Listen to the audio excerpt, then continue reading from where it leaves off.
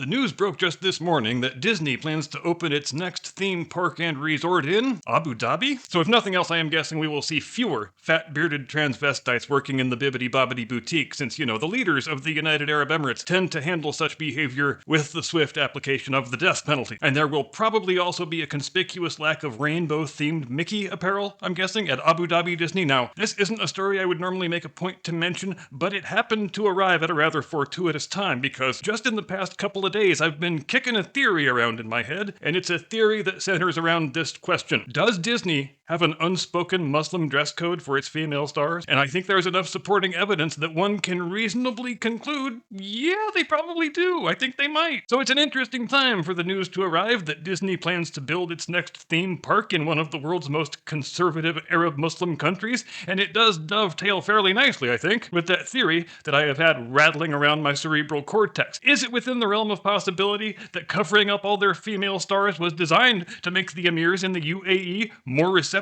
to the building of an Arab Disney World? Well, I think it very much is. Now, you may remember an interview that Elizabeth Olsen gave in, I want to say it was probably around 2020, because it was shortly after the release of Avengers Endgame, but much of the interview dealt with how offensive Elizabeth Olsen thought it was that in the first couple of films where she played the Scarlet Witch, her costume showed a bit of cleavage. Now, why was she so outraged about that? Well, I can't say. It seems like there are worse things in the world than a woman displaying a bit of décolletage, and it has to be said, Elizabeth Olsen has worn a variety of outfits on various award show red carpets that left way, way less to the imagination than the early version of that Scarlet Witch costume that she says bothered her so much. The point being, she went to the producers before they made Endgame and she put her foot down on this whole cleavage thing. So they accommodated her request and they gave her a 100% body covering outfit for both the final Avengers picture and the second Doctor Strange picture. But it seems in retrospect that this might have kicked off a trend. Because think about all the Disney films since then, not just Disney Marvel, but Disney Star Wars and regular Disney as well.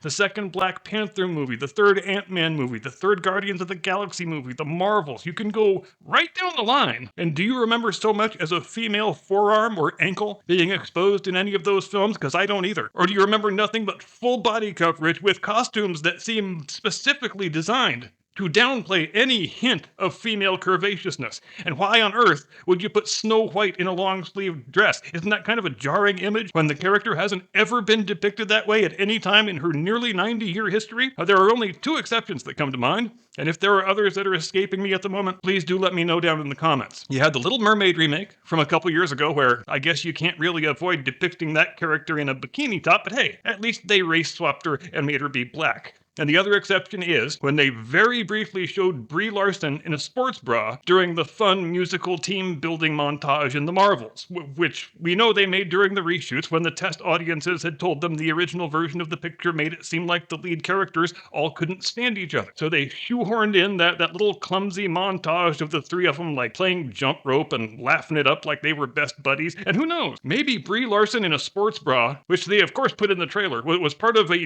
desperate last-ditch effort to forestall an historic box office catastrophe that everyone could see coming from a couple light years away. And yes, if Brie Larson in a sports bra is your last best hope for saving your Marvel film, it is safe to say you have painted yourself into quite the regrettable corner. But since in the actual event nobody went and saw the movie anyway, I guess the Emiratis didn't notice, and thank Allah for that.